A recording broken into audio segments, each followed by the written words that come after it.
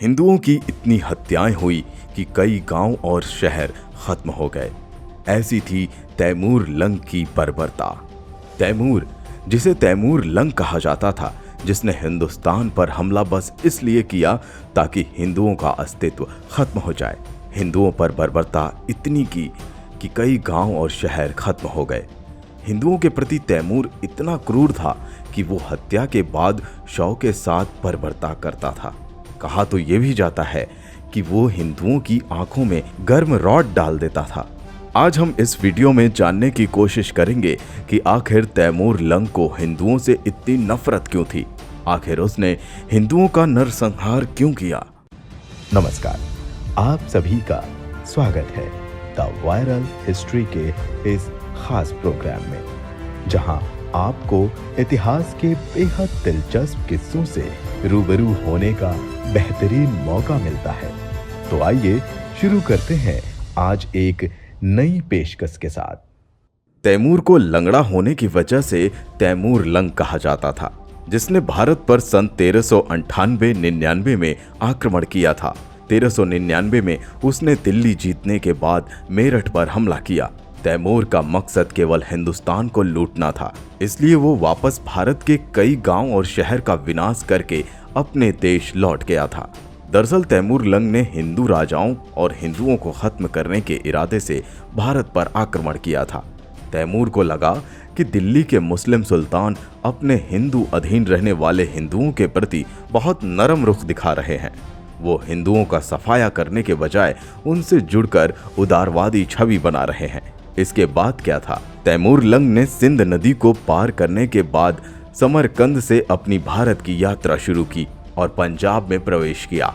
यह तारीख थी 24 सितंबर 1398 की, जब तैमूर लंग भारत की सरजमी पर आया। हिंदुस्तान में घुसते ही क्या करना है, इसकी रणनीति तैमूर के पोते पीर मोहम्मद ने बनानी शुरू कर दी थी। उसने तैमूर के भारत पर आक्रमण से पहले ही अपना अभियान शुरू कर दिया था। तैमूर के पोते ने उच और मुल्तान पर कब्जा कर लिया था। तब पीर मोहम्मद तैमूर से जाकर मिल गया। इसके बाद बड़े पैमाने पर हत्याएं हुई, जिसकी वजह से कई गांव और शहर नष्ट हो गए। तैमूर ने जब अखंड भारत में प्रवेश किया, तब उसने भटनीर किले के गवर्नर को हराया और किले और शहर को पूरी तरह से नष्ट कर दिया। इतना ही नहीं, यहाँ रहने वाले हिंदुओं की बेरहमी से कत्ल कर दी।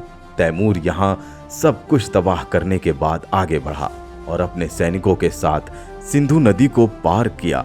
इसके बाद तैमूर लंग ने दिल्ली में प्रवेश किया, जिस पर तुगलक वंश के सुल्तान नासिरुद्दीन महमूद तुगलक का शासन था। उसने नासिरुद्दीन को आसानी से हरा दिया, क्योंकि वो तैमूर का विरोध करने के लिए कुछ नहीं कर सकता था। वो पूरी तरह से असहाय हो गया था। इसके पीछे की वजह थी दिसंबर 1398 में महमूद तुगलक और तैमूर की भारतीय सेना के बीच एक हुई लड़ाई, जिसने पानीपत में महमूद तुगलक की सेना को पूरी तरह जड़ से उखाड़ फेंका था। खैर, जब तैमूर ने दिल्ली पर जीत हासिल की तो इसका रौद्र रूप देखने को मिला। उसने दिल्ली पर जीत के साथ शहर को पूरी तरह से नष्ट कर दिया। लोग मारे गए और दिल्ली खंडहर में बदल गई। वहीं तैमूर लंग के अत्याचारों को इस्लाम के गौरव के लिए पवित्र युद्ध के नाम पर जायज ठहराया गया। इतिहासकार बताते हैं कि तैमूर करीब 15 दिनों तक दिल्ली में रहा और उसने यहाँ की सारी दौलत लूट ली। तैमूर अपने देश वापस लौटते वक्त फिरोजाबाद, मेरठ, हरिद्वार, कांगड़ा और जम्मू पर भी हमला किया और खूब लूट मचाई। हिंदुओं का खुलेआम कत्ल किया। उसने 1399 में भारत छोड़ दिया। हालांकि तैमूर का मकसद केवल भारत को लूटना था और हिंदुओं का खात्मा करना था, लेकिन जाते जाते उसने खिज्र खान को लाहौर, मुल्तान और दीपालपुर का गवर्नर नियुक्त कर दिया था। वो अपने साथ अपने साम्राज्य में हजारों गुलामों और 90 कब्जे वाले हाथियों को ले आया था। तैमूर लंग ने इन्हीं सारे कीमती पत्थर, सोना, सिक्के जो उसने हिंदुस्तान से लूटा था, बस लाद कर ले गया। तुजुके तैमूरी में उसने विस्तार से भारत पर हमला करने की वजह को बताया है।